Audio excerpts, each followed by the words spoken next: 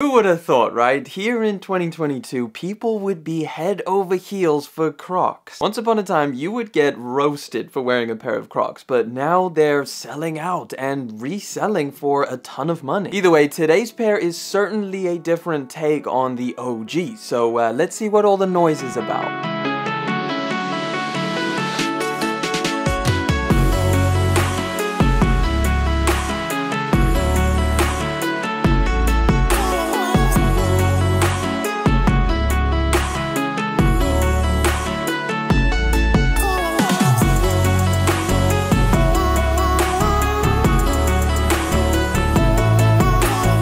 Here is the box. Now, I will say I was a little bit surprised to see this box because I thought it would come in that kind of box where it has the molds and then the plastic cover. I don't know whether that was just exclusive to the last drop or what, but either way, with this most recent release, this is the box you're getting. All over cardboard, of course, you have the fingerprint foot logo things on the top of the box. A little bit of Salehe Bembury action, but let's pop the top and let's pull these out because I am eager to get into today's pair of sneakers, guys. That is the crazy, bizarre Salehe Bembury Crocs.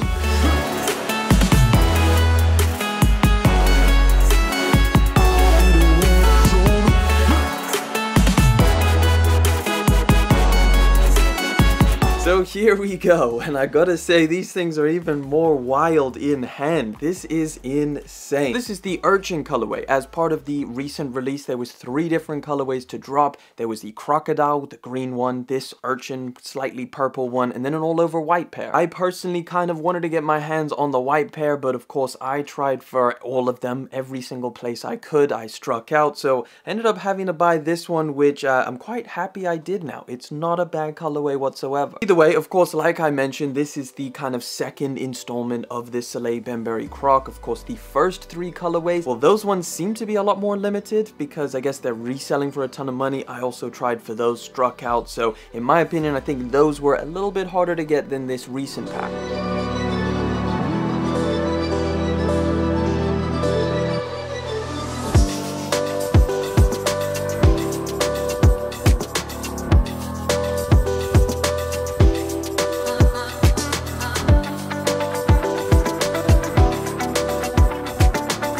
Either way, this recent release with the 3 different colorways dropped on May the 24th. They retail for £80 here in the UK or $85 out in the US. Thankfully, anybody who hasn't managed to get their hands on a pair of these things and you do want one, well, there are some more in the pipeline. More recently, we just saw leaked images of this all-over black pair, which I think looks pretty clean. And I think what's really interesting is just the larger amount of, I guess, foam-style clog shoes that are out on the market right now. Whether it's Yeezy with the foam runner, Fear of God with the California, or hell, even Adidas try to take a crack at it. Yeah, no. I mean, there's definitely a lot of pros when it comes to a shoe like this. Just the ease of use, being able to slide your foot right in, and obviously you're met with a bunch of comfort and breathability, so there definitely is a lot of allure to this style of shoe. So where do these line up in terms of comfortability, ease of use, wearability, and all that good stuff? Well, let's start with the design because that's very clearly the wildest part about this shoe.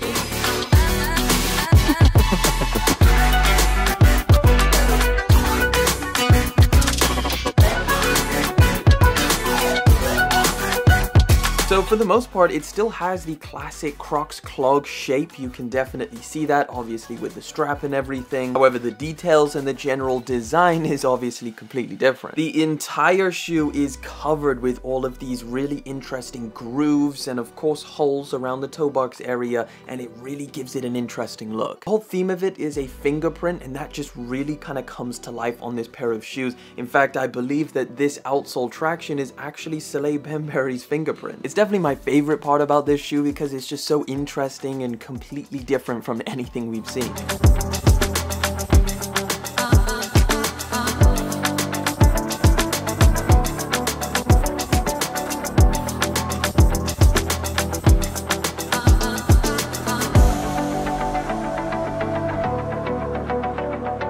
Now, unlike some of the other foam style shoes that we've seen from other brands, this isn't exactly a one-piece foam material. As you can see, wrapping underneath the foot from the toe box is this completely different rubber material which acts as the traction paddle. Now, this material is a lot more stiff, so you can see if I press down on this part as opposed to the other side, it's a lot stiffer and the other side is a lot softer. Now, having this will not only obviously give you much more traction when you're wearing this, but it will also lend to durability. Obviously, foam wears out pretty quickly. Having this rubber will definitely increase its lifespan. Foam itself that's on the majority of this shoe is actually pretty soft, and it does feel really nice and squishy in hand. I would say it actually feels very, very similar to the Yeezy Foam Runner if you've ever tried out that, and obviously we know the comfort of that. And around the back of the shoe, you have the strap, because of course you gotta be able to put these things in the sport mode. This strap is different from a regular Crocs pair of shoes. It's actually a piece of foam that's held together with two pieces of Velcro nylon material. And it's not only adjustable by tightening these Velcro straps, but it's also completely removable, so you can get a kind of a little bit more slide type of experience with these. And on the inside, the footbed is covered with these ribbed little dots, which kind of help with, I guess, traction on the inside of the shoe. Again, just stops your foot from slipping around, which I guess brings me to my biggest problem with this pair of shoes, and that is sizing. Guys, you gotta go a full size down for sure in this pair. They definitely run big, and I guess Crocs in general are kind of designed to give you a lot of space inside. Now, you do have the adjustable strap, but if you fully adjust it, it kind of looks like you got some kind of racing car spoilers on the back of your shoe. I'm definitely not the biggest fan of how spacious it is, just because these things are so light, so when you're walking around, it just kind of slops around. But that's kind of one of the flaws of a lot of these Croc shoes, is that they're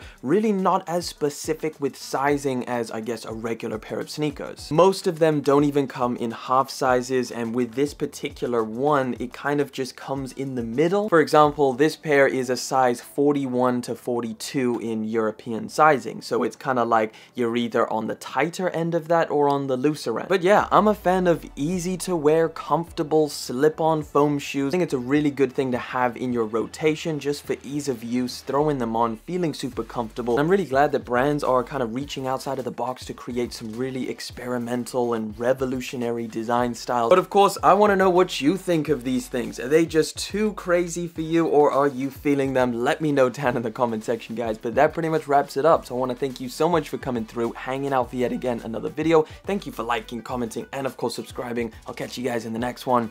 But until then.